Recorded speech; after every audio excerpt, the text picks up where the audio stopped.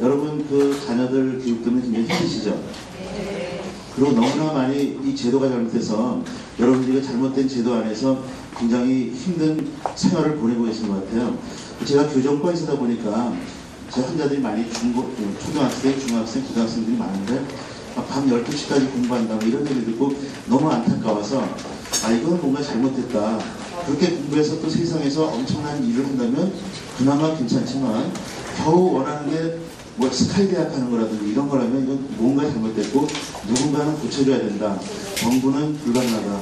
그럼 이렇게 학부모들이 뭔가 무브먼트를 운동을 해야 될 것이 아닌가 하는 그런 입장에서 제가 이 시간을 저도 준비해봤습니다. 그런데 어쨌든 그럼에도 불구하고 현실적으로 여러분들의 자녀가 또 스카이 대학 같은 데를 가기를 원하시잖아요. 그렇죠? 그런데 혹시 여러분들이 매일매일 자녀들에게 공부하라는 소리 많이 하세요? 만약에 하루에 한 번 이상 자녀들에게 공부하라고 그런 소리 하셨다면 스카이 대학 가기 좀 힘드실 거예요. 공부하라는 소리를 안 하셔야지만 스카이 대학 갈 수 있습니다. 그 대학이 좋다고 하는 건 아니지만 저도 그 S대학을 나왔지만 그렇게 썩 좋은 대학은 아니었는데 단지 현실적으로 그것이 필요하다고 해서 할 수 없이 오늘 강의의 주제는 공부 그런 거니까 혹시 제가 말씀 중에 혹시 여러분 보기에 좀 약간 거북스러운 잘난치하는 게 있다든지 아니면 뭐 이런 게 있으면 좀 이해해 주세요. 왜냐하면 바보 같은 사람이 나와서 강의하는 것보다는 그래도 좀 따라갈 만한 사람이 와서 강의하는 게 훨씬 안전하지 않겠어요? 그렇죠? 그래서 오늘 여러분에게 큰 제목은 Change the World라고 했습니다. 세상을 바꾸자 이거예요. 세상을 바꾸기 위해서는 첫 번째 조건이 여러분들의 Innovate yourself예요. Innovate는 건 무슨 말이냐면 혁신이라는 단어인데요. 그 현대산업에서는 아이파크의 아이가 이노베이션의 아이자를 쓴 겁니다. 그래서 자기들이 아파트 혁신한다 그래가지고 아이파크를 만들었는데 어쨌든 세상을 바꾸기 위해서는 여러분들 자신이 바뀌지 않고서는 완전히 체인지가 아니고 혁신되지 않고서는 세상이 바뀌지 않는 것이죠. 그래서 그동안에 세상이 어떻게 바뀌어 왔는지 많은 것이 바뀌어 왔지만 그 중에서 여러분들하고 쉽게 표현할 수 있는 그 부분을 말씀드리겠습니다. 체인지, 이 단어는 사실 오바마 대통령이 그 4년 전에 대통령 후보로 나와서 선거 유세를 할 때 사람들에게 한 거예요. 그게 체인지였어요, 오바마가. 이런 것도 알면 좋으세요. 오바마 대통령이 뭐라고 하고 다녔냐? 그러면 체인지, 이런 걸 얘기하는 그래서 체인지라는 것이, 체인지가 변한데요. 체인지는 여러분들이 인지할 수 있는 것들이에요. 예를 들어서 누군가 머리가 헤어스타일이 바뀌었다. 체인지, 헤어스타일. 그리고 여러분이 살이 쪘다. 여러분의 몸무게가 바뀌었다. 이런 것들이 체인지인데 너무나 빨라서 여러분들이 인지할 수 없을 때 레볼루션이라고 해요. 혁명. 갑자기 어느 날 하루 만에 자본주의가 공산주의가 됐다든지 아니면 어느 날 갑자기 하루 만에 전화기가 바뀌었다, 핸드폰으로 바뀌었다든지 이런 것들이 혁신이죠. 혁명이죠. 그걸 레볼루션이라고 하는데요. 그 리볼루션이라는 것이 다양한 분야에서 같이 함께 일어났을 때 그러니까 한 군데서 뭐 정치만 바뀌었다, 뭐만 혁명됐다 이런 것이 아니고 정치도 혁명이 되고 경제도 혁명이 되고 모든 것이 한꺼번에 혁명됐을 때 그걸 우리가 혁신이라고 얘기하는데 이런 변화가 혁명이 일어나고 혁명이 혁신이 됐을 때 그것을 따라가는 사람들은 그 세상에서 어느 수준 이상의 그 포지션을 유지하면서 살지만 이 세상이 변하는 걸 알지 못하고 그냥 자기 생각대로 애들한테 공부하라, 아침에 일어나면 밥 해주고 공부해라, 점심때 애들한테 도시락 싸다 주고 공부해라 이렇게 하는 식으로 현실에 있다 보면 여러분들 디스럽션 망해버린다는 것이죠. 그래서 여러분들이 목표가 아이들의 공부냐, 아이들의 공부를 잘하기 위해서 과연 여러분은 어떻게 변화해야 되느냐 이거에 대해서 한번 얘기하겠습니다. 우선 어떻게 체인지가 됐고 리볼루션이 일어나는지 가장 간단한 것들을 한번 보면요. 수송수단, 이건 여러분들이 다 많이 다니셨기 때문에 알겠는데 인천에서 뉴욕까지 한 50년 전에 자동차도 별로 없고 그럴 때 우리가 갈 수 있는 수단이 말밖에 없을 때 그 중간에 태평양 이런 게 없었다고 치고 그냥 계속 말을 타고 갈 수 있을 때 쉬지 않고 가면 12달이 1년이 걸렸어요. 중간에 밥도 안 먹고. 근데 자동차가 나오고 나서 이 자동차는 좀 고급차예요. 폴쉐예요. 그래서 폴쉐를 타고 좀 막 달리면 한 달 정도 걸렸어요. 근데 지금은 뭐 보잉 747, 뭐 에어버스 330 이런 거 타고 가면 12시간. 그래서 보면 저 뒤에서는 이게 밑에 잘 안 보이실지 모르겠는데 말 타고 다니다가 자동차를 타고 다니면 12배가 빨라졌어요. 비행기를 타고 가면서 60배가 또 빨라져갖고 전체적으로 50년 전보다 지금 비행기 타고 갔을 때 비교해봤더니 1000배 정도가 빨라졌어요. 그러니까 순식간에 어떻게 보면 그 뭐라 그러죠? 이렇게 뭐 움직이는 거, 자리를 막 움직이는 건 뭐 무슨 법이라 그러죠? 축지법. 축지법이 실제로 우리한테 일어나는 것이에요. 말을 타고 다니는 세대에게는 우리가 축지법을 쓰고 있는 거나 마찬가지죠. 비행기를 통해서. 그랬는데, 그래서 세계는 하루거리예요. 이 사람은 제가 아니에요. 그래서 세계는 하루거리인데, 지금은 이제 비행기가 12시간 걸리면 사실은 보잉 747 같은 거는 빨리 가면 6시간, 4시간까지 갈 수 있다고 그렇게 얘기를 해요. 근데 그렇게 하다 보면 이제 뭐 안에서 서버 하는 거라든지 뭐 비용이라든지 이런 것들이 그렇게 안 하고 있다는데 얼마 전에 나왔던 콩코드라는 비행기가 좀 없어졌지만 너무나 그 효율이 없어서 그 비행기가 유럽에서 미국까지 뉴욕까지 3시간에 가고 2시간에 가고 이랬다고 그러죠. 그래서 두 번째는 커뮤니케이션의 변화인데요. 요즘은 여러분 디지털이라는 단어 굉장히 많이 들어보실 거예요. 어디든지 가면 디지털 그렇게 얘기를 듣고 그 다음에 유비쿼터스라는 단어 혹시 들어보신 적 있으세요? 유비쿼터스를 들어보셨는데 유비쿼터스가 뭔지는 모르시죠? 네. 혹시 질문을 해도 될까요? 네. 자신 있는 유비쿼터스가 뭔지 아는 분 잠깐 손 들어보실래요? 그럼 제가 만든 치약을 선물할 텐데 좋은 치약 아무도 모르니까 그 치약은 아끼게 되고 유비쿼터스는 뭐냐면 whenever wherever예요. 언제 어디서나 요거 하나만 있으면 실제로 미국의 아주 굉장한 CEO들 스티브 잡스 같은 사람만 그랬을 것 같아요. 아침에 일어나서 요런 하나를 가지고 저녁 늦게까지 잘 때까지 요 하나 가지고 모든 걸 해결하는 것이죠. 뭐 직원들한테 오더하는 거, 식당에 뭐 주문하는 거 등등 모든 걸 이렇게 하고 있었는데 그것은 유비쿼터스라고 그래요. 그래서 지금은 유비쿼터스 에이지라고 보실 수 있어요. 사실 저 같은 경우도 제가 이제 그 강의 남쪽에 병원이 하나 또 있는데 여기 이렇게 왔다 갔다 하다 보면 환자를 진료하면서 가끔 응급 환자들이 와요. 그러면 제일 쉽게 할 수 있는 게 문자 메시지를 해서 어떤 환자가 어떻다. 그러면 그걸 제가 얘기하면 뭐 문자에 그 화면을 뜨는 거죠. 사진으로 보내거나 아니면 이메일로 보내거나 그러면서 진단을 하고 있어요. 그런 게 일종의 유비쿼터스죠. 그래서 보니까 여러분 이 핸드폰 이거 기억나세요? 한 10몇 년 전이에요. 거의 15년 전인가 20년 전에 홍콩에서 먼저 핸드폰이 먼저 나왔을 때 저랑 친한 친구가 하루는 홍콩에서 오더니 굉장히 자랑스러운 듯이 이만한 마치 무전기 같은 걸 탁 가더니 제 책상에 탁 놨어요. 그래서 그게 뭐냐 그랬더니 핸드폰이래요. 그래서 그거 뭐에 쓰는 거야 했더니 아무데나 다니면서 전화를 하는 거라는데 중계소가 별로 없어서 별로 안 되더라고요. 그래서 어쨌거나 그런 게 있었고 그 뒤에 점점 이제 작아지면서 지금 다시 화면이 커지는데 처음에 나왔던 핸드폰하고 지금 핸드폰하고 비교하면 어떤 기능을 했냐면 요 밑에 처음에 전화만 걸었어요. 그쵸? 전화를 아무것도 할 수 없었어요. 그러다 조금 똑똑한 사람이 나와서 문자 메시지를 보내기 시작했어요. 이거는 옛날에 의사들이 삐삐라는 걸 차고 다닐 때 누구 연락처를 이렇게 쓰면 삐삐를 추가한 것이죠.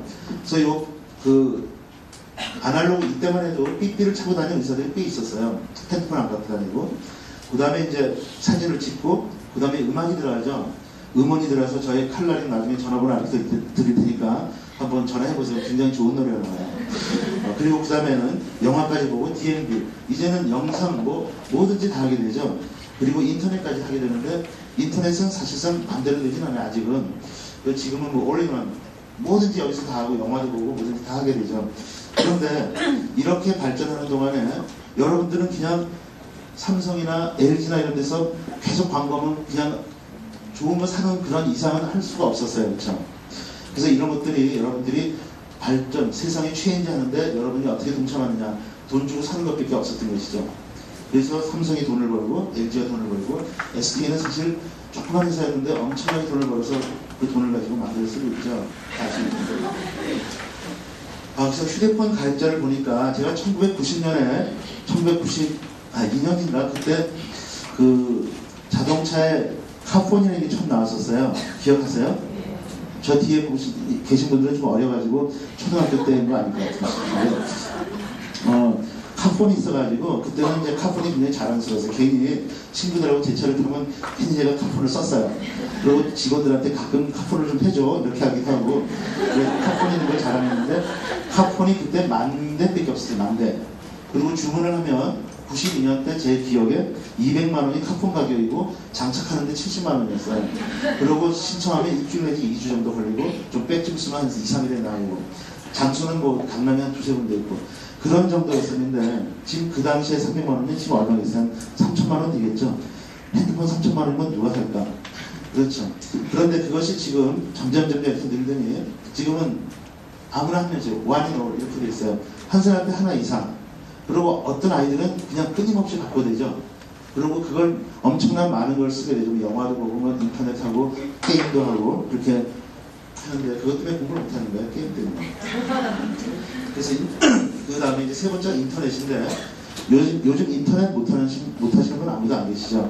연세가 너무 많아서 눈이 나쁘거나 손이 문제가 생겨서 손을 못 움직이는 그런 분들이 인터넷을 못하지 일반적으로 인터넷은 다 하는데 인터넷도 역시 마찬가지로 제가 1986년에 유학 끝내고 한국에 왔었는데 인터넷이 그때 데이컴인가는 이런 회사가 있어가지고 그 회사에 그 인터넷 한번 연결하려면 번호가 한 16개 정도를 이렇게 쳐야지 돼요. 전화기에다 대고 16개 하니까 외울 수가 없어가지고 항상 그 앞에다 써놔서 막 치다가 15개 치다가 마지막 하나 틀리면 다시 처음으로 가야 돼요. 막 치다가 또 13번째 치도 다시 처음으로 가야 돼요.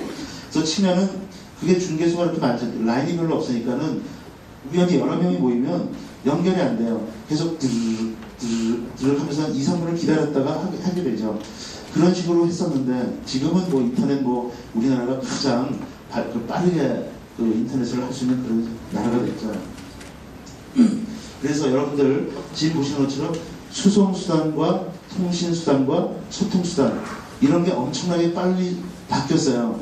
근데 그런 건 일단 여러분들이 기본적인 돈만 있으면 기본적인 경제력만 있으면 따라갈 수 있는 그런 문제들이었죠. 아무리 변화해도 여러분이 그 큰 회사들이 알려주기 때문에 정보를 알려주기 때문에 여러분들이 거기에 계속 따라가기만 하면 돼요. 캐치하만 하면 되는 것이에요. 그래서 이런 변화에 잘 익숙해져가지고 여기까지 오셨는데 여기까지 오신 분들은 제가 볼 때 굉장히 뛰어난 분들이라고 생각해요. 왜냐하면 인터넷도 하시고 고향신문 이런 것도 그 신문 조선일보 이런 거 보기도 힘들어 죽겠는데 사실 지역신문 본다는 쉬운 건 아니에요. 그렇죠? 근데 알고 보면 지역신문에 더 많은 정보가 있어요. 그래서 앞으로 조중동보다는 지역신문을 많이 보세요. 그런데 변하지 않는 진리가 하나 있어요. 세상에 아무리 변해도 인간은 머리가 위에 있고 다리는 아래 달려있는 거, 눈은 2개고 코가 하나 있는 거, 이건 변하지 않는 진리죠. 그렇죠? 그게 변하면 완전히 괴물인 거죠. 그래서 저는 오늘 여러분들하고 같이 나눌 때 아까 여러분에게 처음 말씀드릴 때 하루에 한 번 이상 공부하라는 얘기를 했다 그러면 저는 100% 그 아이는 공부를 잘할 수 없는 애라고 생각합니다. 그래서 걔는 아마 속으로 나는 공부를 절대 안 할 거야 하는 이런 게 주문을 외우고 싶을 거예요. 엄마는 공부하라고 걔는 안 하고 나는 절대 안 해. 절대 안 하면서 왼수가 돼 있잖아. 그래서 여러분에게 이제 첫 번째 오늘 2가지 퀴즈를 그 아젠다를 가지고 나왔는데요. 챕터를 가지고 나왔는데 첫 번째 챕터가 여러분은 여러분의 자녀가 유명한 사람이 되길 원하냐 아니면 훌륭한 사람이 되길 원하냐 하는 거예요. 혹시 한번 편안하게 손들어보세요. 여기까지 왔으니까 식구니까 패밀리죠. 우리나라 패밀리. 그래서 유명한 아이를 키우고 싶은 사람은 손들어보세요. 훌륭한 아이를 키우고 싶은 사람 손들어보세요. 벌써 이 답이 이렇게 나와 있어요. 이걸 갖다 유명한 여러 치면 이 사람 좀 머리가 좀 떨어져요. 그래서 보면은 여러분들이 과연 지금 훌륭한 자녀를 원하면서도 훌륭한 자녀를 원했는지 유명한 자녀를 원했는지는 여러분이 속으로 한번 양심껏 생각해 봐야 돼요.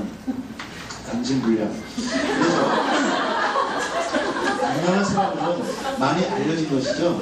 많이 알려진 거는 영어로 2가지였어요. famous하고 notorious라고 2개가 있는데 famous는 나름대로 좋은 쪽 사람들이에요.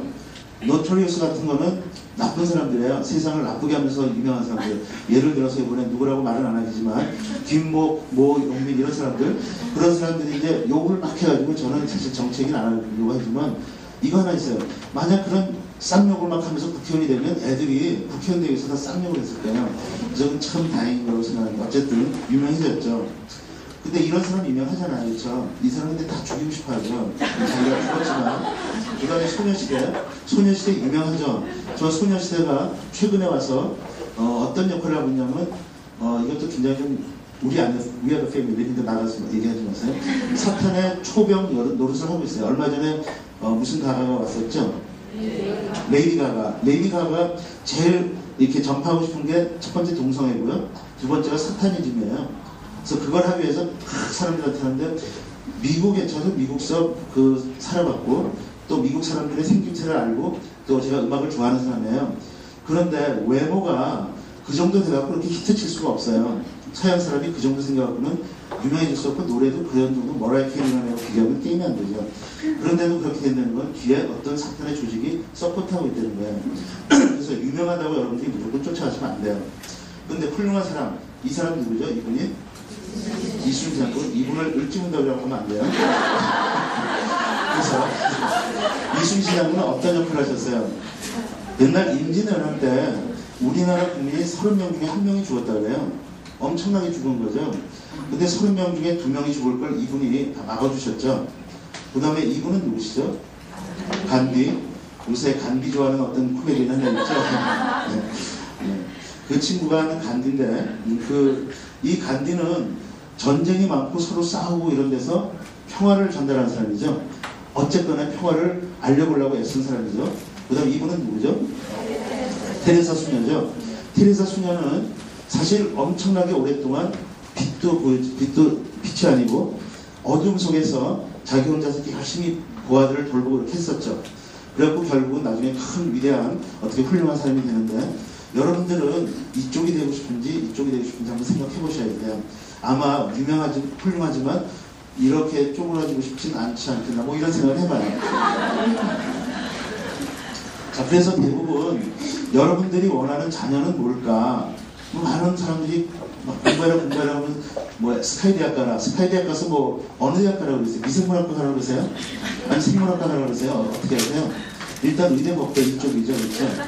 그래서 의사나 변호사를 시키려고 애를 쓰는데 의사 변호사를 시키려는 그 언더라인에 뭐가 있냐면 사실은 가장 베이스에는 여러분들의 자녀를 세상에서 고생시키지 않다는 아주 좋은 선한 뜻이 담겨 있지만 그러나 그 위에 가보면 그 선한 뜻 위에 어떤 너저분한 찌꺼기들은 뭐냐 하면 돈 좀 많이 벌고 차 좀 좋은 거 사고 좋은 집에서 떵떵거리고 살아라 이런 거예요. 떵떵거리라는 그 뜻의 언더라인에 뭐가 있냐면 남을 지배하고 살아내는 것이 남에게 봉사하는 게 아니죠. 그렇죠? 그래서 많이 떵떵거리고 살아야 되는데 의사들은 요즘 피곤해요. 진상 환자도 좀 있어. 그래서 여러분들은 진상이 안 되시기 바랍니다. 그리고 변호사들도 요즘은 너무 많이 나와서 어떻게 하든지 사건을 일으켜가지고 그 사건을 통해서 돈을 벌는 사람들이 너무 많이 생겼어요. 그래서 옛날처럼 저희 아버지 세대처럼 의사나 그때 변호사들처럼 양심껏 물론 사람에 따라서 다르겠지만 그러기 참 힘든 세대가 됐어요. 그래서 여러분들이 만약에 지금이라도 여러분들 자녀가 의사나 변호사가 되기 그런 쪽을 원하셨다면 저는 여러분에게 이런 말씀을 하고 싶어요. 일단 자녀의 목표를 여러분들이 상향시켜줬으면 좋겠어요. 자녀가 의사가 되기를 원한다면 의사 좋아요. 의사 나쁜 건 아니에요. 의사 나쁘다라면 우리 집안이 나쁜 거기 때문에 의사는 좋은 거예요. 근데 그 의사가 좋은데 어떤 의사냐, 세상을 위해서 봉사하는 의사냐, 돈만 버는 의사냐 이런 것들이죠. 그래서 그 목표를 상향시키는 것이고요. 다시 말해서 너는 의사가 되되 불쌍한 사람들을 많이 도와주는 그런 의사가 되라. 이런 것들이에요.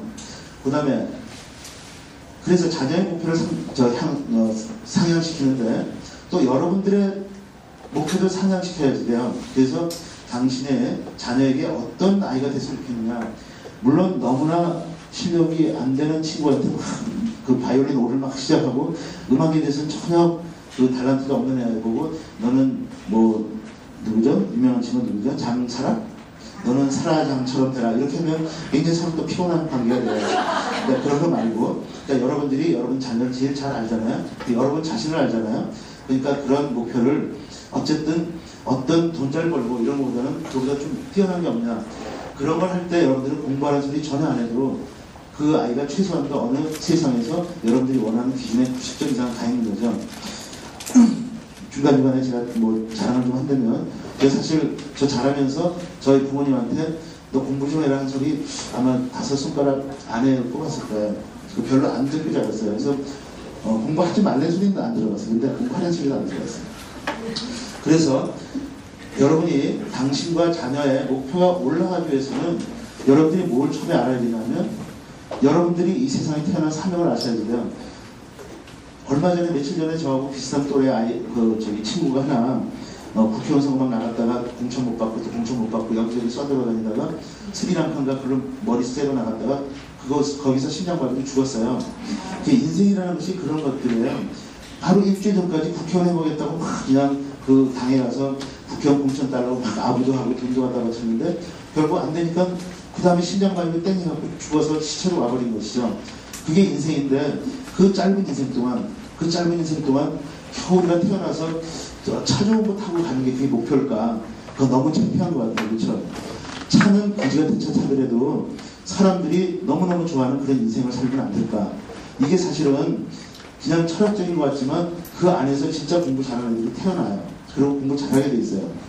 그래서 여러분들이 자녀들이 이 땅에 태어난 사명은 뭐가? 얘가 참 왜 세상에 태어났을까? 왜 얘가 내 배를 타고 이렇게 태어났을까?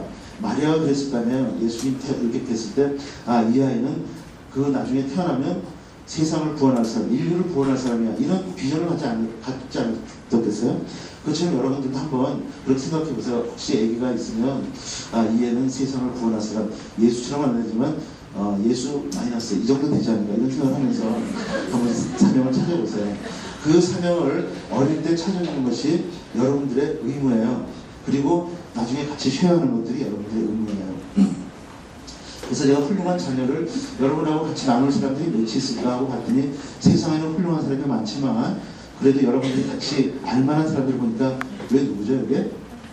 한석봉에 대해서는 혹시 모르는 분 계세요? 손 드시면 제가 따로 이메일 보내드릴게요.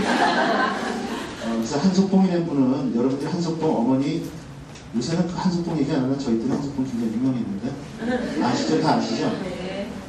한석봉은 그 당대 명필가죠.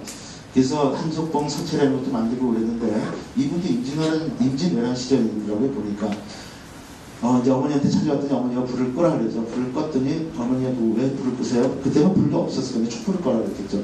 촛불을 꺼라 그러고서는 어머니는 그 떡을 쓸고 본인은 글을 썼는데 어머니가 쓴 떡은 굉장히 아주 정확하게 일정하게 잘려있고 자기는 조금 이렇게 엉터리로 되어 있어서 그걸 보고 감격을 하면서 그 뒤로 다시 열심히 공부를 했다 그러죠. 여기에서 우리가 알 수 있는 건 뭐예요? 어머니의 실력이 출중했다는 것이죠. 어머니는 불을 꺼라. 여러분이 오늘 가서 이제 해보세요. 너는 불을 꺼라. 너는 시를 써. 나는 떡을 쓸게. 그리고 다 쓰고 날 때 봤더니 엄마가 반찬 도와줘. 이런 거 골치 아프겠어. 좀 자기 잘라가지고. 그런데 얘는 이제 공부 안 하는 거야. 그렇게 여러분들이 자녀를 위해서 뭔가 한다면 여러분들도 한 분야에서는 실력이 뛰어나야지 되겠죠. 그렇죠? 그래서 인터넷을 같이 하면서 내가 너보다 더 빨리 쳐 이런 거거든요. 두 번째, 신사임당도 아시죠? 이 신사임당은 강릉 사람이라고 해요. 굉장히 유명한 그 양반 집안에 태어나서 서예 가기도 하고 그 당시에 여성으로서는 굉장한 여성 인권이라든지 이런 시도 짓고 굉장히 훌륭한 분이셨는데 그 아들이 누구냐면 이율복이라는 사람의 임진왜란이 일어나기 바로 직전에 10만 양병설이라는 거를 그 성조에게 해서 일본 왜군이 쳐들어올지 모르니까 우리가 10만 명은 준비해야 됩니다 하고 미리 예견을 했던 사람이에요. 그 사람의 어머니죠. 그래서 아들이 어릴 때부터 크면서 이 어머니가 어떤 걸 계속 사명을 집어넣냐 하면 뭐 공부 잘하고 뭐 나중에 출세가 이런 것이 아니고 나라를 위해서 무엇이 되기를 한 그 나라를 위해서 어떤 포지션에 있으면 좋겠냐는 걸 끊임없이 가르쳐줬죠. 결국은 그런 인물이 되는 것이죠. 처칠은 여러분 아시죠? 처칠도 아시죠? 처칠은 어떤 역할을 했을까요? 어머니를 통해서 어떤 역할을 한 사람일까요?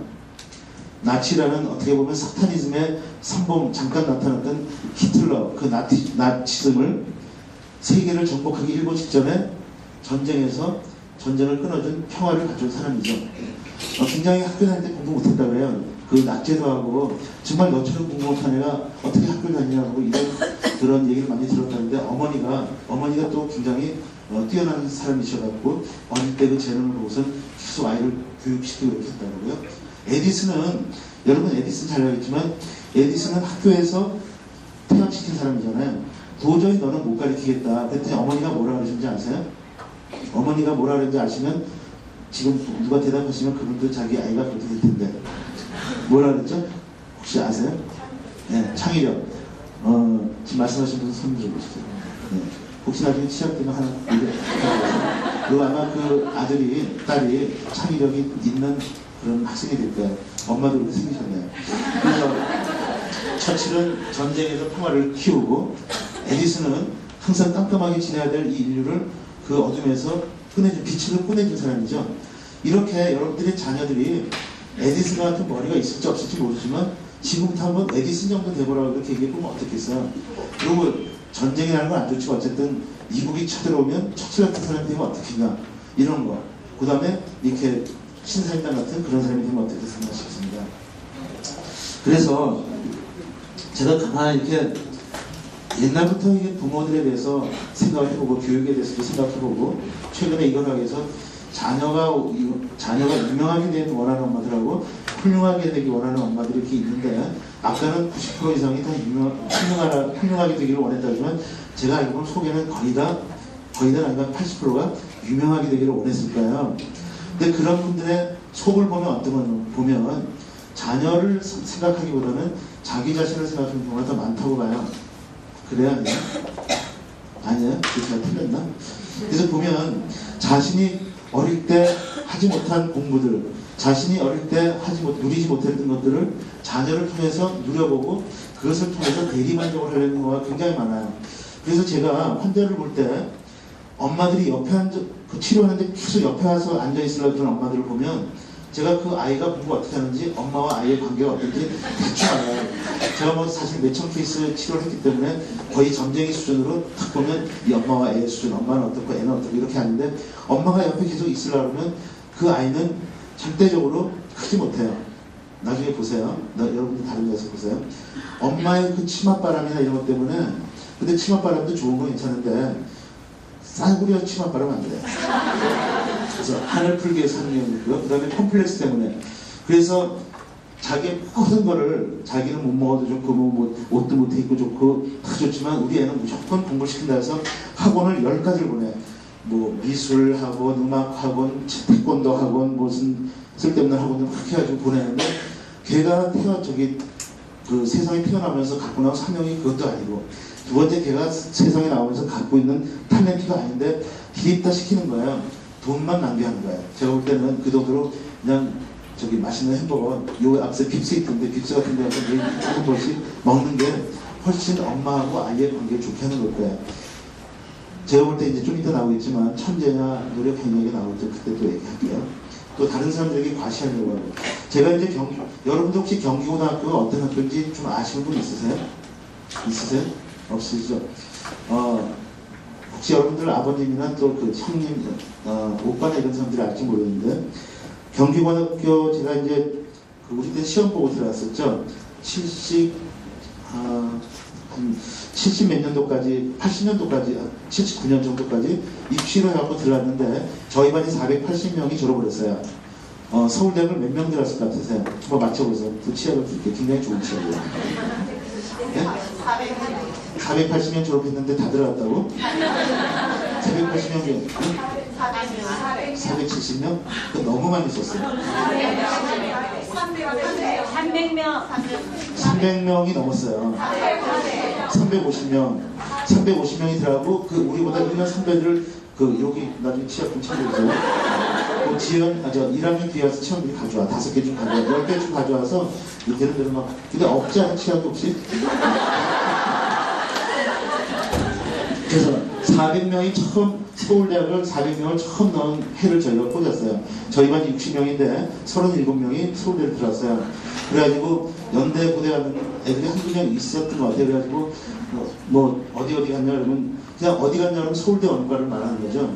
그런데 연대 갔다 그러면 우리가 막 이렇게 왜 그랬을까 뭐 이런 식으로 그래가지고 IQ가 평균 150일 때 저희 평균이 137이었어요.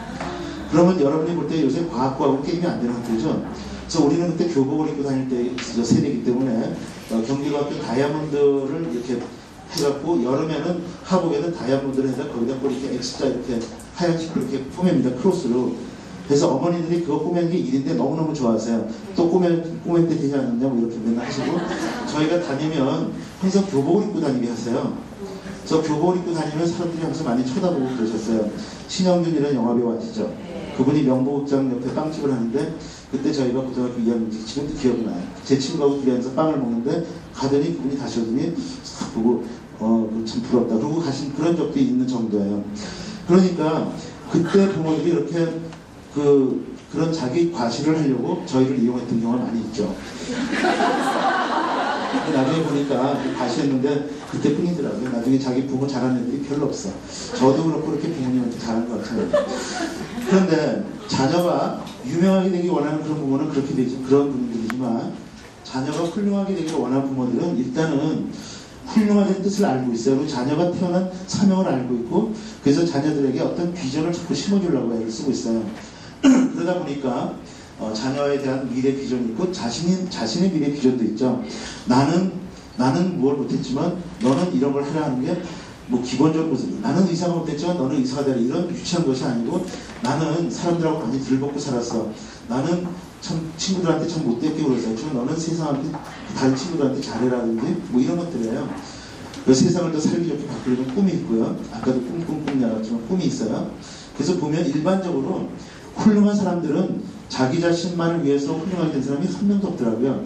최소한도 자기 가족, 패밀리, 그 다음에 나라, 조직, 세상 이런 사람들을 이런 조직을 위해서 봉사했던 자기의 능력을 극대화했던 사람들이라고 봐요. 그래서 여러분들이 자녀들에게 공부하려고 한 번 이상 했던 사람들이 많이 있었다면 앞으로는 오늘부터는 가시면 갑자기 집에 와서 얘야 너는 훌륭한 사람이 되어라 이렇게 한번 해보세요. 하면 애가 갑자기 네? 뭐예요? 하여튼 훌륭한 사람이 되어라. 그래 하면 애가 그게 뭐야? 그러면 한석봉이 되어라 뭐 그러든지 이런 식으로 얘기를 하시면 돼요. 그러시면 애들이 그게 뭘까 하면서 막 궁금해하면서 한석봉이 되려면 내가 글을 열심히 해야 되겠구나. 그리고 처치 되려면 내가 공부를 많이 해야겠구나. 에디슨이 되려면 연구를 많이 해야겠구나. 이런 생각을 하면서 여러분에게 계속 이제 그런 걸 물어보는 거예요. 그때부터 다른 쪽으로 피곤해지겠죠. 여러분들이. 자, 그래서 제가 개인적인 일화를 한번 소개해보면요. 제가 이제 치과에서 됐는데, 사실은 이제 의사가 되기를 했다가 이제 치과에서 됐는데, 제가 피를 못 봐요. 저는 피만 보면 이렇게 픽 쓰러지는 그런 게 있어가지고, 나중에 이제 의사는 돼야 되겠고, 그래서 이제 치과 중에서도 교정을 한 이유는 피를 안 보기 때문에, 그래서 피를 안 보는데, 제가 어릴 때부터 3살, 4살 때 보통 여러분들이 인지하는 기능이 생기잖아요. 그렇죠? 그때 기억이 있잖아요. 그러니까 저는 할아버지가 외과 의사시고 아버지가 이제 이비인후과 의사세요. 그러다 보니까 그분들은 피를 많이 보는 분들인데 왜 피를 못 볼까? 이런 생각을 하지만 서너 살 때 보면 할아버지가 의사 하시면서 이 사람들한테 참 봉사하는 그 당시에는 돈이 없는 사람들은 달걀꼬라미, 뭐 닭도 가져오고 집에서 만든 메주도 가져오고 뭐 이랬던 것 같아요. 어쨌든 한국 의사들이 몇 명 없었어요. 제대로 학교를 나오신 한국 의사들 다 일제시대이기 때문에 한국 의사가 10명이나 될까 전국적으로. 그런데 그런 걸 보면서 의사는 참 좋구나. 또 아버지를 보면서 의사는 참 좋구나 이런 생각을 했었는데 그러다 보니까 저는 그냥 어릴 때부터 그냥 너 꿈이 뭐냐 그러면 저는 의사였어요. 그러니까 6살, 7살 때 저는 항상 의사였어요. 그래서 대개는 고등학교 다니면서도 내가 앞으로 무엇이 되겠다면 그 답을 하는 사람이 거의 없는데 어쨌든 저는 어릴 때부터 의사였어요. 그러니까 그게 어릴 때부터 그 어떤 부모님, 저희 가족을 보면서 할아버지를 보면서 그게 좋다는 생각이 들은 거죠. 그 다음 이제 두 번째 이제 하버드 대학으로 가게 된 이유가 있는데요. 이것도 어떻게 보면 여러분 혹시 자녀 중에 누가 엄마는 하버드 대학 갈래 이렇게 하는 사람이 있어요? 있어요? 그럼 그 애들은 하버드 대학 갈 수 있어요. 진짜로 거짓말이 아니고 뭐든지 어릴 때부터 막 주문을 외우면 주문을 막 외우면 되게 그대로 되는 경우가 많이 있어요. 저는 이제 삼촌들 아까 말씀드렸지만 아버지 형제가 7남매신데 4남 3녀예요. 그래서 아버지 형제들이 4분 다 서울대를 나오셨죠. 근데 그 중에 한 분이 불란서의 불문학자신데 불란서의 소르본으로 유학을 하셨어요. 어릴 때 한 중학교나 초등학교 때. 그리고 이제 지금 현대중공업 회장으로 계시는 그분은 좀 자랑하고 싶은데 현대중공업 회장으로 계신 분은 밤 12시에 저하고 이제 막내 삼촌인데 저하고 10살 차이밖에 안 돼요. 그래서 그 삼촌한테 제가 어릴 때 굉장히 많은 걸 배우는데 그 삼촌을 보고 싶어서 전화하는데 전화번호를 찾기 힘들다 그러면 그냥 울산에 있는 현대중공업에 대표 전화를 114에다 물어봐가지고 전화를 하면 그 삼촌이 받으세요. 회장이 받아서 사실 그 정몽준 의원이 지금 이렇게 떵떵거리면 저희 삼촌벽인데 그 삼촌이 MIT 가셨어요. 근데 제가 어린 나이에 이런 생각을 한 거예요. 한 명은 소르본, 한 명은 MIT.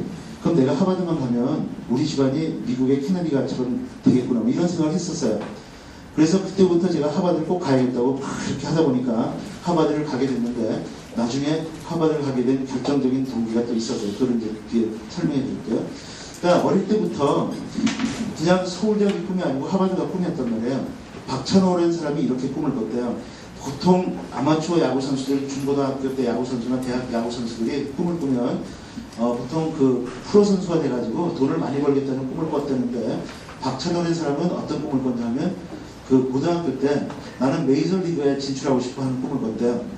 그 당시에 한국 야구 선수가 미국의 메이저리그에 진출한다는 건 그건 말도 안 되는 거예요. 게임 자체가 안 되는 거기 때문에. 그런데 박찬호는 그때 꿈이 이미 메이저리그였기 때문에 그 선수들이 보면 이런 얘기를 해요. 박찬호처럼 연습 벌레가 없었다. 8시까지 연습하고 딱 하면 그 다음에 나무에다 이렇게 뭘 두르고 혼자서 방매질하고 공을 던지는 선수는 박찬호 혼자였었다. 이렇게 얘기를 해요. 꿈이 있는 사람은 그걸 이루기 위해서 뭔가 노력을 해요. 그러다 보면 될 수도 있고 안 될 수도 있지만 안 돼도 그만큼 실력이 있는 거고 일반적으로 되고. 그래서 여러분들이 지금 자녀에게 하버드에 가겠다는 꿈이 있다면 될 수 있어요. 그리고 하버드가 옛날처럼 그렇게 어렵진 않아요, 요즘은. 그리고 하버드 안 되면 아이비리그라고 그 많아요. 10몇 개 학교들. 그리고 오늘 이렇게 여러분하고 같이 강좌를 하는 이유가 있어요. 그게 바로 저는 어떤 거냐면 제가 어릴 때는 그냥 공부 잘하고 뭐 좋은 집안이다 이런 게 그냥 세상에 나가면서 큰 무기가 되더라고요. 실제로 무기가 되잖아요. 그러니까 그걸 가지고 저는 많이 교만하고 자랑도 하고 또 그냥 세상을 제 마음대로 살았어요. 거칠 게 없으니까. 그랬었는데 가만 보니까 그것이 가장 잘못된 거더라고요. 제가 갖고 있는 무기를 가지고 남을 도와줘야 되는데 제가 가진 무기로 남한테 상처를 입히는 이런 걸 하다 보니까 결국은 적도 많이 생기고 뭐 그런 거 있잖아요. 친구도 같은 친구지만 같은 서울대 다니지만 말이야 나는 우리 아버지가 어쩌고 이러면 걔네들 막 자기 어머니가 삭발면제해서 서울대 보냈으면 속으로 얼마나 막 화나겠어요. 자식 뭐 잘난 친구 이런 식으로 그럴 거 아니에요. 지금 제가 여러분에게 말씀드리고 싶은 건 뭐냐 하면 여러분들의 능력을 극대화해서 세상을 바꾸는 거죠. 아까 말했죠. Change the world. 그 세상을 바꾸는데 같이 힘을 합쳐서 했으면 좋겠다. 그 중에 제가 아는 분야를 여러분에게 오늘 말씀드리고 여러분들이 공감하는 분야가 있으면 언젠가라도 또 같이 이렇게 일을 하고 싶다는 그런 마인드가 있어서 이렇게 이 자리를 하게 된 거고 우리 고양신문 사장님께서 자리를 주신 거죠. 참 좋은 신문이에요. 그래서 저는 또 저희 아이에게 그 꿈을 어떻게 심어주고 있냐면 저는 외동딸만 있어요. 일반적으로 아들을 낳았는데 저는 그 남한 선호 사상이 별로 없는 사람이에요. 그 페미니스트, 여성 우월주의. 그래서 제가 보면 유학 갔다 처음 한국 와서 처음에 제가 단체에 들어가서 도와준 게 여성의 전화예요. 여성의 전화 어떤 단체인지 아세요? 막 매맞고 남편한테 막 매맞고 이런 그 사람들이 와서 쉼터를 마련해서 거기서 쉬게 하는 그거를 제가 처음 도와줬고요. 못된 남편들 너무 많이 이런 새끼들 그냥 다. 두 번째 도와준 게 여성신문이에요. 여성신문은 여성의 권리를 위해서 만든 신문인데 거기도 초기 이사가 됐어요. 그 세 번째 성폭력 상담소인데 성폭력 상담소는 그 일대 소장이 저하고 초등학교 동기예요. 근데 성폭력 상담소는 어떻게 보면 그 친구 얘기는 저 때문에 생겼다 이렇게 얘기를 하는데 90년대 초인지 80년대 말인지 저에게 와서 저보고 얘기했죠. 저 친구니까 이름 부르잖아요.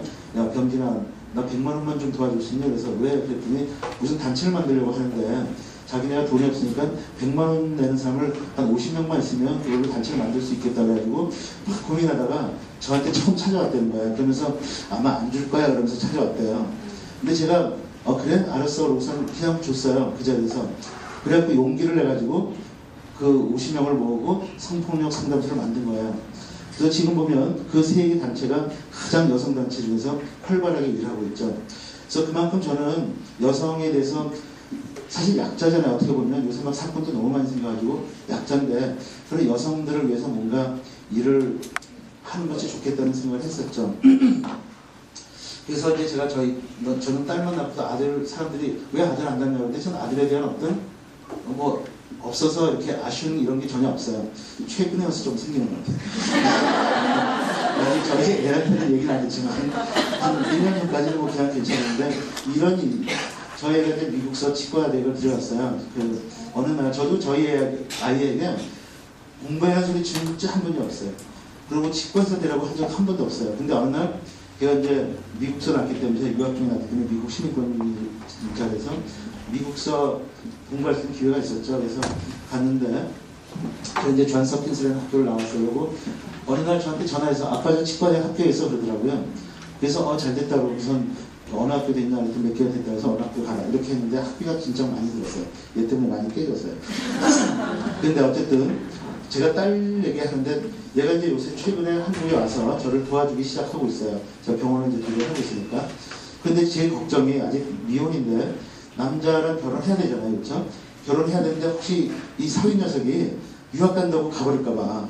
그래서 유학 가면 제가 하는 걸 그냥 뻥 찌잖아요. 그래서 유학 끝난 친구, 한국에서 죽어라고 살 친구를 데리고 살려고 그러는데 그런 것들이 우리가 여러분들이 아까 자녀가 유명하게 되기를 원하는 엄마들 중에 꽤 많은 분들이 그런 게 있을 거예요.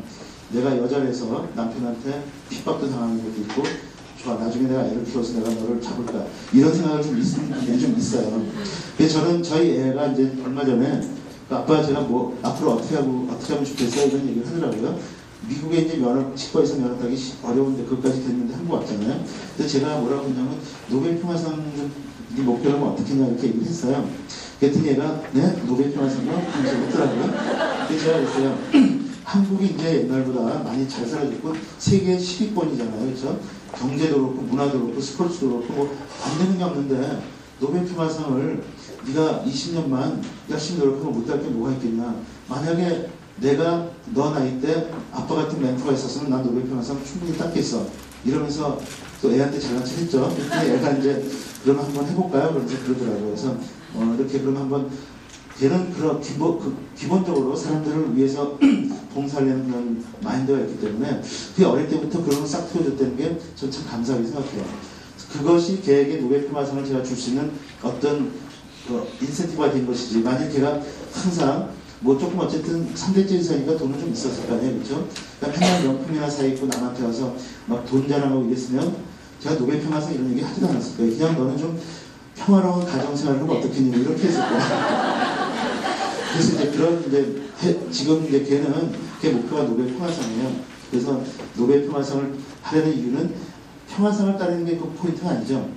평화상을 따기 위해서는 어떤 사람이 되어야 되죠? 진짜 자기 자신보다는 남을 위해서 봉사해야 되고 남을 위해서 헌신해야 되고 사람들을 위해서 자기 양보해야 되고 온유해야 되고 겸손해야 되고 그런 것들을 갖춰야 되는 인물이 되야 되는 거거든요. 그러니까 걔는 기본적으로 교만하고 까칠하고 그 다음에 비판적이고 그런 성격이 되면 안 되고 온유하고 겸손하고 사랑스럽고 남을 사랑하고 이런 마음을 가지고 양보하고 그런 마음으로 세상을 살아야 된다는 것이죠. 그러다 보면 걔한테 얼마나 많은 사람들이 붙겠어요. 주변에 진짜 좋아가지고 그게 이제 얘의 이제 무기라고 저는 생각하는 것이죠. 자, 그래서 여러분 한번 테스트 한번 같이 해볼까요? 5분만. 다 종이 가져오셨나요? 네, 안 가져오시면 저희가 시험지 드리시는데 필요한 분은 볼펜하고 필요하면 시험 드시면 저희 직원들이 갖다 드릴까요? 네, 손님분들 갖다 드리고요. 시약도 가져왔으면 좀 드리고요. 자, 이 5가지 문제인데요. 여러분의 꿈과 비전이 자녀의 꿈과 미래에 어떤 절대적인 영향을 미치는데 첫 번째는 여러분들의 어릴 적 꿈은 뭐였어요? 그거 한번 한 20초 정도 한번 고민해 보시고요. 그 다음에 어린 시절에 여러분의 부모님들의 여러분에 대한 꿈은 무엇이었는지 혹시 아세요? 그거 한번 또 생각해 보시고요. 그 다음에 당신의 자녀에 대한 꿈은 당신의 자녀가 무엇이 되고 싶은지 그 꿈을 한번 생각해 보시고요. 그 다음에 당신의 자녀가 보는 꿈에 대해서 이거 헷갈리지 않죠? 아이가 생각하는 꿈, 여러분이 아이가 어떻게 생각하는 꿈, 그거예요. 그 다음 5번째는 그런 꿈이 있었다면 아까 제가 우리 딸하고 이렇게 쉐어를 했던 것처럼 꿈에 대해서 쉐어한 것처럼 자녀하고 그 꿈에 대해서 한 번이라도 토론을 해본 적이 있느냐. 이 5가지를 한번 제가 2분만 드릴 테니까 제 물 마실 시간 한번 해보시죠.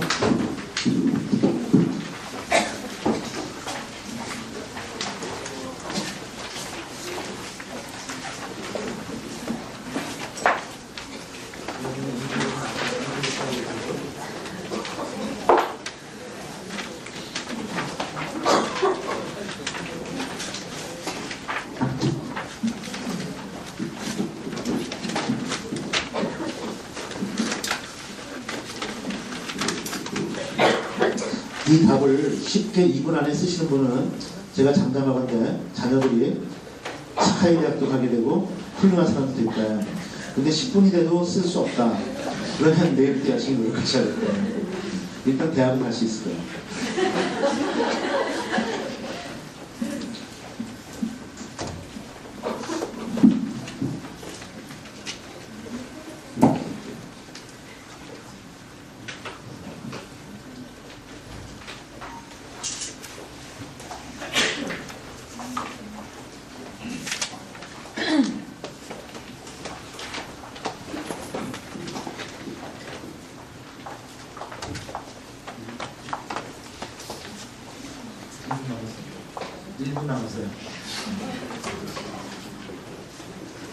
나중에 제 이메일 주소를 알려드릴 테니까 혹시 보내주셔서 제가 너무 참 좋다 이런 꿈이 있거나 그러면 제가 또 특별한 혜택을 좀 많이 드리도록 하겠습니다. 시약 정도 갖고 안 되는 그런 큰 선물을. 자, 다 쓰신 분은 요거 한번 읽어보세요. 제가 어느 식당에 갔는데 너무 재밌는 글이 있어요. 그래갖고 이거 오늘 소개하겠다 해가지고 한 달 전에 이렇게 가져온 거를 찾았는데 없어져가지고 너 어디 팩스로 보내달라고 제가 썼는데 한번 제가 읽어볼까요? 아들을 키워서 사춘기가 되면 남남이 되고 군대를 갔다 오면 소년이 되고 장가가면 사돈이 된다. 아들이 어릴 때는 유촌이고 대학 가면 사촌, 군에 갔다 오면 평촌, 장가가면 사돈의 평촌이 된다. 서울에 살면 동포고 이민 가면 해외 동포. 그 다음에 어디 갔어?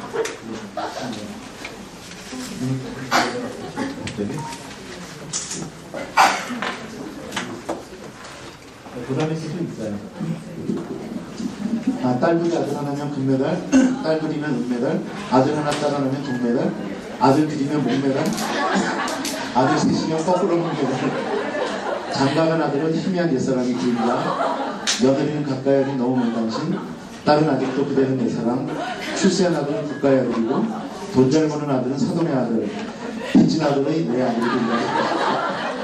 아들에게 재물을 아끼면 맞아 죽고 반만 주면 졸려 죽고 목이 쫄리다는 거예요. 목 졸려 죽고 다 주면 굶어 죽는다. 동감하세요? 엄청 동감하시죠? 이게 여러분의 미래예요.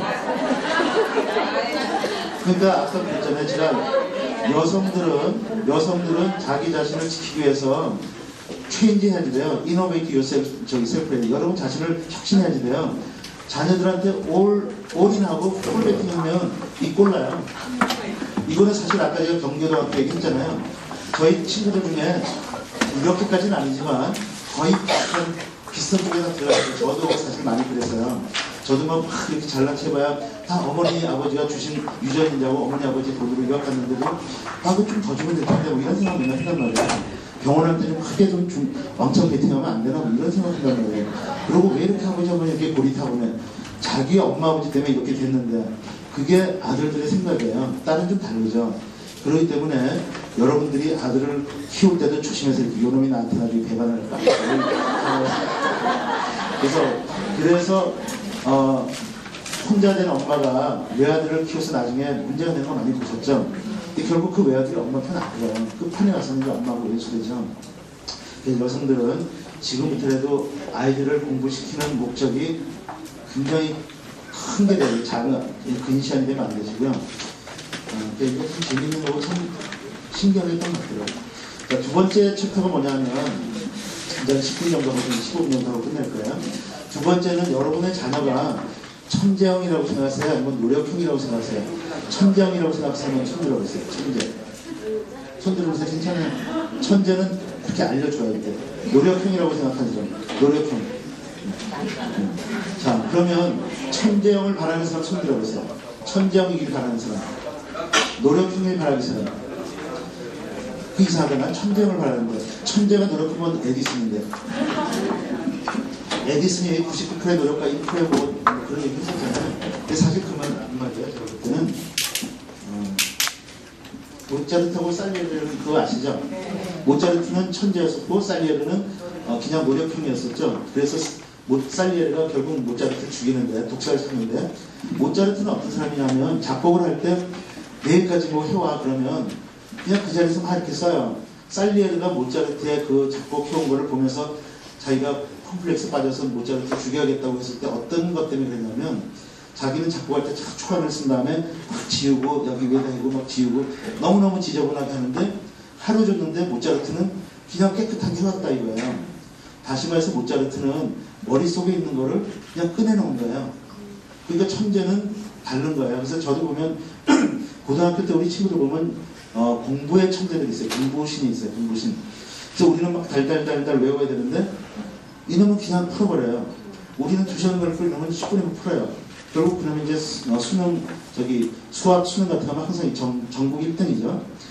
그러니까 그런 녀석들을 보면서 우리가 좀 부럽죠. 우리도 꽤 똑똑한데, 우리도 IQ 140 넘고 그런 사람들인데 저러면 IQ가 몇일까? 근데 운동할 때 보면 헛발질하고 막 이러는데, 축구할 때 보면 맨날 그냥 신발만 툭 해갖고 공 차다가 신발 푹 날리고 이러는데, 공부만 하면 그냥 또 이렇게 막 뭐든지 한단 말이에요. 그래서 그런 친구들은 우리도 굉장히 똑똑한 친구인데 그런 애들은 완전히 내놔버렸어요. 니들하고는 경쟁 안 해. 전교 10등 니네는 니네끼리 놀아. 이렇게 하고 했었는데, 그런데 노력형은 천재형을 이긴다고 많은 사람들이 하는데 사실은 그냥 위로의 말이에요. 사실은 노력형이 천재형을 이기긴 힘들어요. 그런데 현실적으로 보면 천재들의 문제가 있어요. 천재들의 문제가 뭐냐면, 너무 어릴 때 발굴한 치고 나중에 20대 넘어서 계속 천재성을 가지고 세상에 알려진 사람들을 봤어요? 뭐 없죠? 뭐 옛날에 무슨 그런 아이들, 저희 어릴 때 같은 또래였었던 것 같은데, 뭐 3살 때 4살 때 뭘 하고 얼마 전에 영어를 막 외우고 그랬었는데, 걔네들이 20대 갖고 뭐 MBC 뉴스 추적 이런 데 찾아가잖아요. 그런 사람들 결국 그런 데는 모델밖에 안 돼요. 가서 문상점 겨우겨우 찾았습니다. 지금 여기 있습니다. 한번 열어보죠. 열면 지금 뭐 하세요? 그러면 그냥 집에 있는데, 이런 애들이란 말이에요. 이게 천재들이 그게 왜 그러냐면, 저는 부모들이 이 천재들을 제대로 키우지 못한 거죠. 그러니까 천재나 노력형이나 부모들이 어떻게 키우냐에 따라서 많이 달라진 것이죠. 그런데 노력형이 천재형을 이기는 방법이 하나 있어요. 이 슬라이드를 가면 노력형이 천재형을 이기려면 하늘이 도와야 된다는 게 저 100%예요. 그렇죠? 이런 얘기 들어보셨어요?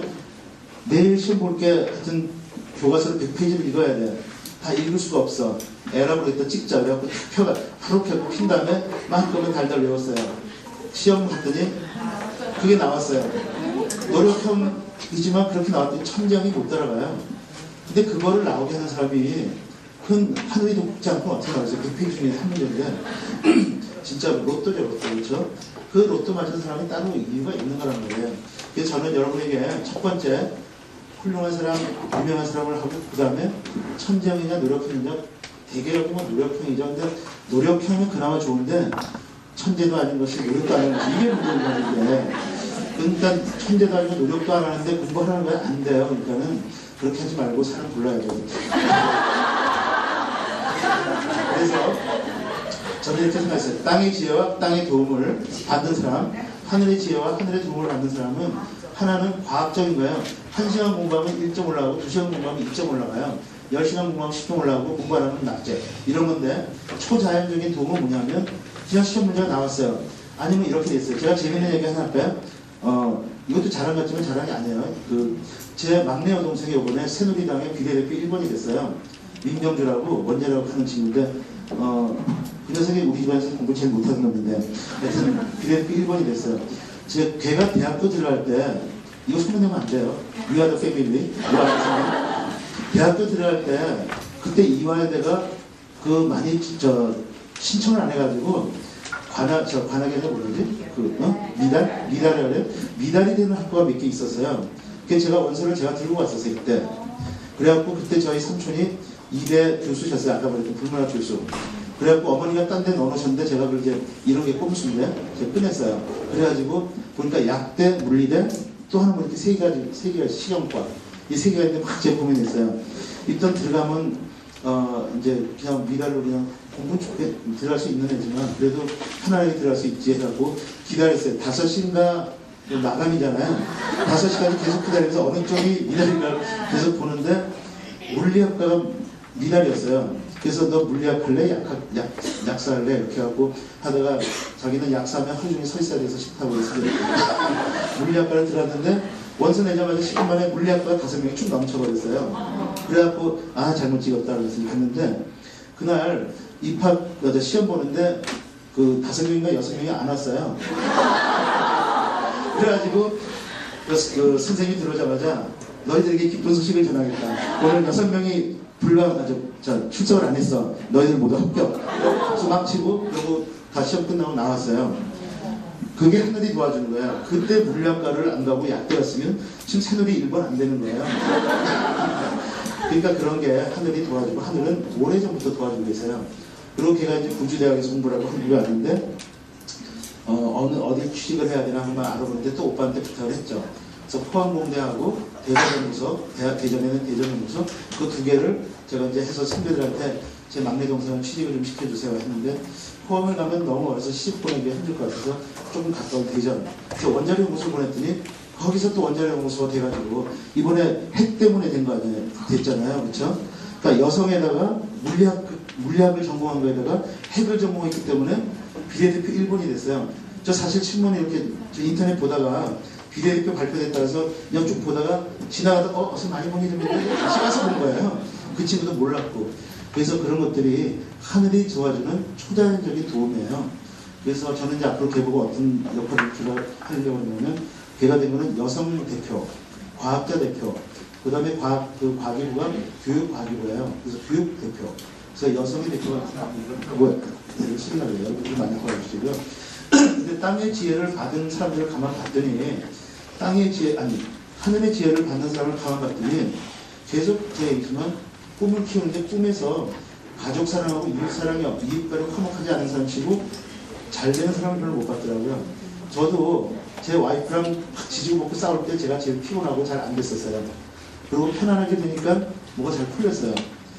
저희 애하고도 그렇고 저희 외동딸 저는 어느 정도로 귀여워했냐면 걔가 중학교 때 어느 날 저한테 와서 아빠 그러면서 막 펑펑 울었어요. 그래서 자기가 세상에서 제일 불행한 애라고. 그래서 이놈이 속으로 그랬어요. 지가 해달라는 건 다 해주겠다. 뭐든지 해주고 그랬었는데 왜 세상에서 제일 불행한 애라고 그러나 그랬더니 제가 그때 어땠었냐면 중학교 때까지 제 앞에서 50m만 가도 제가 딴 데를 못 가게 했어요. 그래서 집 앞에 문방구도 제가 쫓아다녔고 그래가지고 어디 친구들하고 놀러 다니지 못하는 거죠. 1시간마다 전화해야 되고. 그러니까 이놈이 이제 자기는 울타리 안에 갇혀있는 새라고 그러면서 그 정도로 제가 아끼고 애썼는데 그래서 이제 그 얘기 들었더니 제가 좀 불쌍하더라고. 그래서 그러면 앞으로 200m까지는 내가 대신에 집에 있던 아저씨가 하나 있었어요. 기사 아저씨가 너를 쫓아다닐 거구나. 뭐 그런 적이 있었는데 어쨌거나 그렇게 사랑하는 아이였는데도 아이하고 저하고 소통의 불통 때문에 저는 굉장히 귀여워한다고 했는데 얘는 지금 남는 기억은 아빠한테 야단 맞은 기억밖에 없대요. 난 그래서 좀 이해를 못했어요. 그래서 여러분들이 볼 때 자녀를 잘 키우려면 여러분들이 좀 꼴보기 싫더라도 남편한테 좀 잘하시고요. 남편이 막 뭐라고 막 쫑알쫑알 되면 그냥 저 사람이 밖에서 좀 피곤해서 그렇겠지 밥을 좀 좋은 거 쳐서 입을 막 짜고 뭐 그렇게 한다든지 아니면 뭐 와서 뭐 양말을 좀 빨아달라고 휙 던지면 맞아 이거 밖에다 던지면 내가 밖에 가서 찾아갖고 와야 되잖아. 뭐 이렇게 생각하면서 좋은 생활하면서 여러분의 꿈을 남편에다 두지 말고 자녀에다 두세요. 그러면 어느 날 남편이 진짜 많이 바뀌어요. 그리고 대부분의 하면 여러분들은 보니까 다 미인들이 이래서 남편들이 잘 하실 거예요. 그래서 저는 그 염려는 안 하시고 어쨌든 저는 사람들이 아까 말씀드렸잖아요. 훌륭한 사람은 남을 위해서 봉사한다 그랬고 남에게 자기의 어떤 달란트를 처음 다 바치려고 애를 쓴다 그랬잖아요. 그런 사람들이 처음에 자기 가족에서 그걸 못하면 남한테 하려는 건 그건 가식적인 거예요. 다 사기꾼이에요. 그래서 여러분들은 그런 가족을 사랑하고 또 그 다음에 이러면서 엄마가 막 아빠한테 막 뭐 폭력도 당하고 막 쌍욕도 당하고 이러면 애들이 둘 중에 하나예요. 저는 바보 같은 엄마. 둘째는 나는 꼭 커서 엄마를 내가 잘 모실까? 이런 두 가지가 있는데 엄마가 같이 아기처럼 다투고 싸우면 애는 첫 번째로 가고요. 엄마가 그런 와중에서도 집안을 지키려고 애를 쓰고 자기의 돈을 잘하고 이웃에 선행을 하고 좋은 일을 하면 애가 후자 쪽이 돼서 엄청나게 빨리 성공하는 사람이 되고, 저는 그런 사람이 뭐 간디처럼도 될 수 있고, 간디처럼 되면 여러분 좀 싫죠. 가난해야 되니까. 간디처럼이 아니고 천치처럼도 될 수 있고 그런 거예요. 그래서 그렇게 있었으면 좋겠고요. 실질적으로 여러분들이 이제 오늘 가면, 그래도 오늘 여러 가지 좋은 얘기는 들었지만, 그렇지만 어떻게 하란 말이야? 이런 얘기를 하실 수 있잖아요. 근데 공신답품 보니까는 뭐 실제적인 공부의 테크닉을 많이 쭉 써놨는데, 아까 계속 얘기지만, 제가 그래도 어쨌든 저희 집안에 공부의 유전자가 가지고 있잖아요. 그렇죠? 그렇다면은 저희 집안에서 제가 공부를 막 누구한테 열심히 하라고 그러는 소리를 그 안에서는 한 번도 들어본 적이 없어요. 그 우리 집안 커뮤니티 안에서는. 그랬는데, 그러면서 저희 집안에서 저희 나름대로 했던 게 뭔가 보니까 복습과 예습이 있는데, 예습이 중요하다고 생각하는 사람 손 들어보세요. 복습이 중요하다고 생각하는 사람. 예. 그게 반대예요. 예습이 더 중요해요. 자, 보세요. 오늘 만약에 여러분들이 제가 강의한다고 해서 인터넷으로 저에 대해서 조금이라도 알아본 사람 있으면 제가 얘기하는 거 대충 아시잖아요. 그렇죠? 근데 그냥 오늘 와갖고 오늘 1시간 같이 저 얘기 듣고 나중에 집에 가서 복습하면 많이 잊어먹고 무슨 얘기했는지 기억이 안 나요. 그래서 예습은 일종의 내비게이터예요. 그래서 이 길을 어떻게 가는지 미리 알면, 골목길로 1시간, 고속도로로 1시간, 이렇게 하면 계획이 세워지잖아요. 그럼 내가 어떻게 플랜을 짤 수 있겠다는 것이죠. 그래서 복습을 안 해도 된다는 것이 아니고, 예습과 복습이 둘 중에 시간이 1시간밖에 없다면 예습이 훨씬 중요해요. 제가 초등학교 때 어떤 예습을 했냐면, 저는 무조건 집에 오면 얼굴 세수하고 발 씻고 나서 그 다음에 책상에 앉아가지고 국어 교과서, 내일 할 거 국어 교과서에다가 그 다음에 그 낱말 사전 같은 거 있잖아요. 그거 해갖고 계속 쓰고 제 공책에다 썼어요. 그게 너무너무 재미있었어요. 그러니까 애들 놀러 다닐 때 저는 그게 더 재밌어서 안 놀러 다녔죠. 그리고 두 번째는 중학교 때는 그 어머니가 이제 일본, 그때는 한국의 수학 교과서 같은 게 좀 좋은 게 없어서 참고서가 일본에서 이제 참고서를 갖다 주셨는데, 이분 미적분이 그때는 없었나? 하여튼 2차 방정식, 뭐 3차 방정식 이런 거 있잖아요. 그 일본 책들이 참 잘 만들어지고 이쁘기도 했지만 그거 푸는 게 너무 재밌어가지고, 오늘은 10문제만 풀어야지고 10문제 풀면 아쉬워가지고 5문제만 더 풀까봐 해갖고 20문제 풀고 30문제 풀고 막 그랬었어요. 이게 진짜 농담이 아니고 진짜예요. 거짓말이 아니고. 그러니까는 나가 놀아라 하는 게 더 말을 듣지 공부하는 소리를 별로 없어요. 진짜로. 그게 근데 저희 삼촌들 보면, 삼촌의 방이 이거, 이제 할아버지가 그때 당시 의사가 잘 사셨잖아요. 그래서 삼촌들 방에 요거에 반쯤된다 그러면 사방에다 책이 쌓여있는데, 그냥 책방에서 가서 책 사놓은 게 아니고요. 그 책을 다 읽으신 거예요. 그래갖고 엄청난 지식이 있는 거죠. 그래서 그렇게 하다 보면 하느님이 도와주시고, 또 여러분들이 공부하는 소리 안 해도 그냥 자손들한테 계속 그렇게 퍼지는 거죠. 이게 공부 예습은 굉장히 중요해요. 그럼 학교 가면 별로 배울 게 없죠. 요새 학원 가는 게 그런 게 있기 때문에. 그 다음에 집중력을 향상해야 되는데, 1시간 동안 계속 졸다가도 중요한 포인트 몇 개만 탁탁 들으면 그걸로 끝나는 거예요. 근데 1시간 동안 계속 또록또록 하고 있는데 중요한 거 나올 때 잠깐 옆에 하고 여기 땡인 거예요. 그래서 집중력이 굉장히 중요한데, 어떻게 보면 인생도 그렇고 공부도 그렇고 파고가 있어요. 웨이브가 있는데 그 웨이브의 위쪽을 캐치해야지, 웨이브의 위쪽은 아무리 돌아다녀봐야 그 헛수고라는 거죠. 그래서 집중력을 향상하는 건 뭐냐면 중요 포인트를 이해하는 건데요. 중요 포인트를 이해한다면 참 어려워요. 사실은 이거 결혼 문제도, 여러분 남편하고 계속 싸우든지 좋을 때 어떤 한 가지를 잘하면 서로 사랑하는 거고, 어떤 한 가지를 못하면 뒤집다 뒤집고 싸우는 거잖아요. 그렇죠? 그런 거하고 똑같은 거죠. 세 번째는 기억력 향상인데, 기억력이 좋아지면 공부 시간이 무지장 단축돼요. 재밌는 얘기 있으니까 조금 시간이 가더라도 해드릴까요? 네. 저희 고3 때 이런 녀석이 있었어요. 지금은 이제 서울대를 졸업하고 아산병원에 내과 과정을 훔치는데, 3월, 4월, 5월이면 고3 3월, 4월, 5월이면 무지장 바쁠 때 아니에요? 근데 우리는 이제 과외를 같이 했었죠. 그치만 6명이 과외를 하는데, 이놈은 이상한 책을 가져와서 맨날 그림을 그리고 앉았어요. 그래서 또 공부 안 하니 그랬더니 자기가 더 중요한 걸 하고 있대요. 그래서 보니까는 이런 종이 같은데 노트가 있는데 그림이 많이 있어요. 이 칸이 있어가지고 동물 그림도 있고 무슨 뭐 사람들 노는 그림도 있는데 그걸 번호들이 쭉 써 있어요. 저 그걸 가지고 비슷한 무슨 뭐 공부하고 그래서 제가 너무 힘이 들어가지고 조금 이렇게 됐나고요. 우리 과외에서 얘를 직접 떼야겠다. 같이 가는 겁니다, 공부는. 근데 어느 날 석 달쯤 지나더니 이놈이 저희 보고 자기를 실험을 해보래요. 그래서 그동안 뭘 했냐 했더니 기억력을 배우는 학원을 다녔대요. 그래서 자기한테 1번 토끼, 2번 코끼리, 3번 뭐 사자 이런 식으로 해서 30개에서 50개를 마음대로 해보래요. 그래서 이제 저희 했어요. 저희 써가지고 1번 토끼, 2번 해갖고 했더니 다 한 다음에 5번 뭐 코끼리, 뭐 7번, 뭐 17번 탁 맞히는 거예요. 너무 신기하잖아요. 그래서 제가 이제 이거 진짜 잘하는 그래서 그럼 아무 단어나 되니? 그랬더니 아무나 단어나 된대. 그래서 안 되는 단어도 있어요. 1번 딱 있고 2번 뭐 헷갈리고 이런 소리 하고 없는 단어를 이제 30개 했는데 그걸 또 다 맞춰. 그러고 걔는 서울대 의대를 아주 좋은 성적으로 갔어요. 저희 때만 해도 국영수만 안 하고 뭐 지저분한 것도 지리, 생명과 그 과목이 지저분하던 게 아니라 시험 보기 지저분. 이게 한 10몇 가지를 보고 하니까 좀 미치는 거죠. 지학 뭐 이런 것들, 쓸데없는 것들. 그래가지고 지학 선생님 계시면 죄송합니다. 그래서 그런 것처럼 그 친구는 기억력을 굉장히 3개월 만에 집중력으로 해갖고 나머지 5개월 동안은 그냥 그런 잡다한 과목을 다 외워버린 거죠.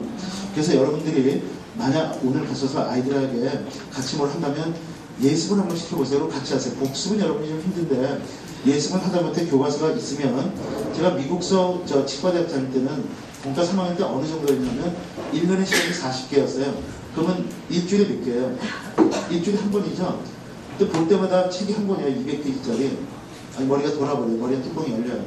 그래서 제가 어떻게 했냐면 처음에 막 그걸 달달달 외우고 하다가 나중에 안 돼서 책 쭉 피면서 그림 있잖아요. 피규어 1, 피규어 2 이런 것들. 그림만 막 보고 왔는데 그게 굉장히 도움이 됐어요. 그래서 여러분들이 그림은 여러분들이 볼 수 있거든요. 내용은 몰라도. 그래서 그런 거 같이 하시고 집중력을 향상하기 위해서 뭐 어떤 여러 가지 있죠. 집중력 키우는 하여튼 알아서 기억력을 하는 것도 여러분이 같이 그래서 기억력 해서 이렇게 그 카드 돌리는 것도 기억력으로 많이 도움이 돼요. 집중력하고 기억력 같이 되죠. 그래서 그런 것들 하시고요. 자, 오늘 마지막으로 여러분에게 퀴즈를 3개 드리는데요.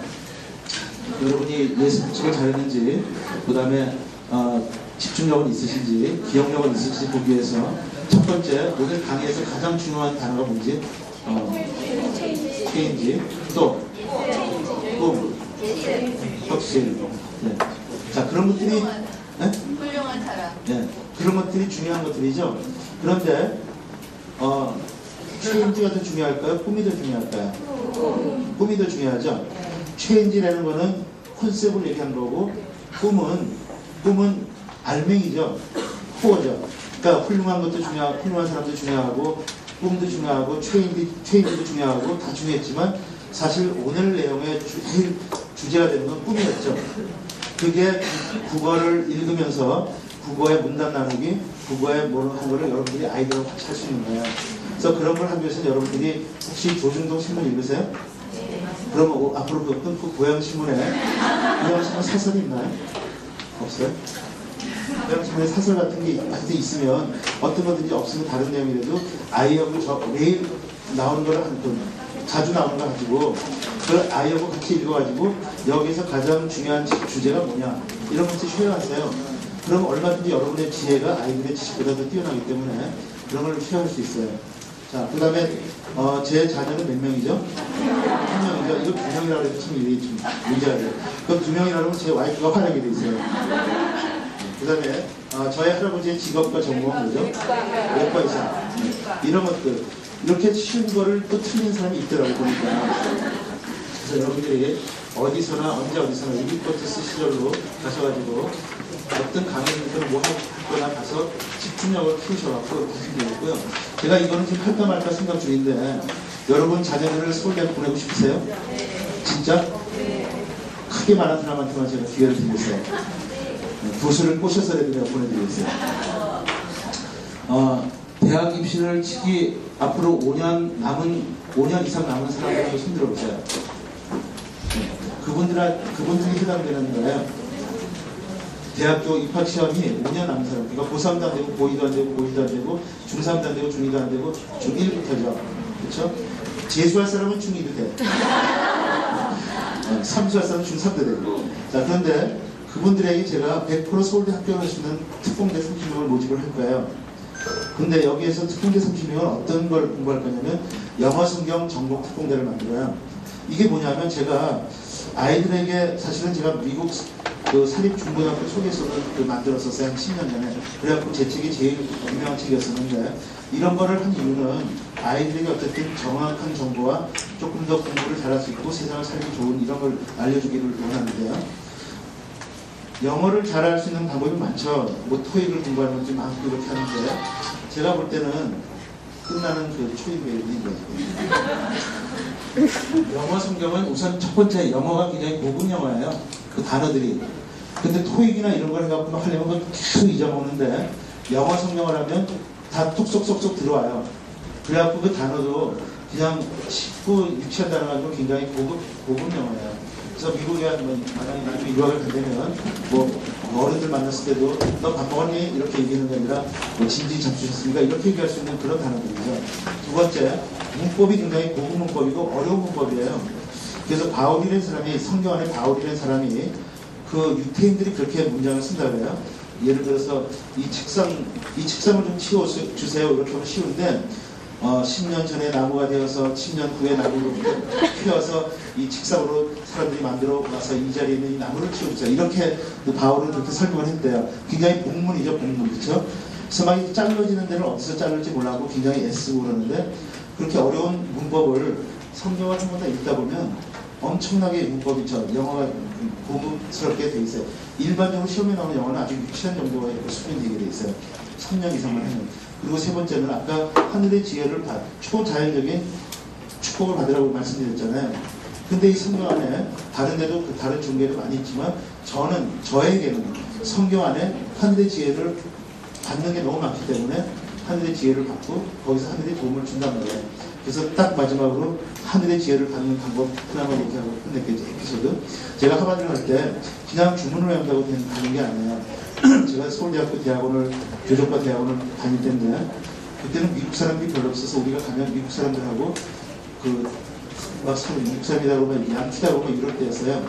근데 저는 미국을 가려고 했던 사람이니까 미국 사람만 있으면 가서 제가 막 가서 헬로우 그러고 이렇게 먼저 얘기를 들었거든요. 메이어의 해피로고 Where do you come from? 그러고 이런 얘기 했었는데 어느 날 학교에 문을 팍 열고 외국 사람이 쫙 하고 들어왔어요. 그 순간에 어떤 현상이 벌어질게요? 모든 교수와 펠로우들과 레지던트들이 싹 사라져버렸어요. 그리고 저 혼자 남았어요. 그래서 제가 그 사람한테 가서 May I help you? 하면서 그 사람의 주치의가 됐어요. 다들 교수들도 야 닥터미 네가 해 그러고 이제 제가 주치의가 됐어요. 그리고 그 사람하고 친해졌어요. 그러고 나서 이제 미국에는 학교에 갈 때 에세이라고 자기가 왜 치과의사가 되는지 앞으로 유학 끝나면 뭘 하겠는지 이런 에세이라 그러는데 그런 논문을 써가지고 그 원사하고 같이 보내요. 그래서 제가 에세이를 쓴 다음에 그 미국 사람한테 잘 썼는지 못 썼는지 좀 보여해달라고 줬더니 이 사람이 막 보든가 봤더니 볼펜으로 찍찍 가버렸어요. 엑스프를 짝짝 쳐서 제가 속으로 짜식이 그랬어요. 근데 짝짝 찢어버리더니 막 서로 이제 막 쳐줬어요. 쳐주고 그걸 보냈어요. 보냈는데 나중에 하버드 교정과 갔을 때 이렇게 사석인 자리에서 우리 과장님이 저보고 야 너를 미국에 우리 학교에 뽑은 이유는 다른 여러 가지도 있었지만 너 에세이가 기가 막혔어. 그렇게 얘기를 하는 거예요. 그런데 나중에 그래서 에세이 기가 막혔어? 그것 때문에 했어. 그래갖고 나중에 수송을 해봤더니 그 사람이 한국의 피스코라고 아시죠? 저 평화봉사단. 평화봉사단으로 한국에 왔는데 소설가였어요. 소설가가 제 에세이를, 미국의 평화봉사단인 소설가가 제 에세이를 써줬어요. 그래서 저는 하버드를 갔어요. 다른 것도 있지만 여러분, 정말 여러분들이 천재냐, 노력형이냐, 훌륭하냐 이런 거 다 떠나서 실질적으로 초자연적인 도움을 받으면 어느 날 갑자기 이 자리에서 순식간에 쫙 하고 저 자리를 가고 제 여동생 보세요. 제가 학교를 집어넣어준 놈이 어느 날 갑자기 물론 뭐 정치를 하는 게 좀 별로 좋아하지 않지만 어느 날 갑자기 비례대표 이거는 좀 다르잖아요. 그죠? 다른 국회의원하고 다르잖아요. 그걸 어느 날 순식간에 그 자리에 확 갖다 주면서 저희 가문을 3년 조정시켰잖아요. 그래서 여러분들도 이런 여러 가지 많은 걸 하지만 초자연적인 축복을 받을 수 있도록 더 노력해보세요. 네.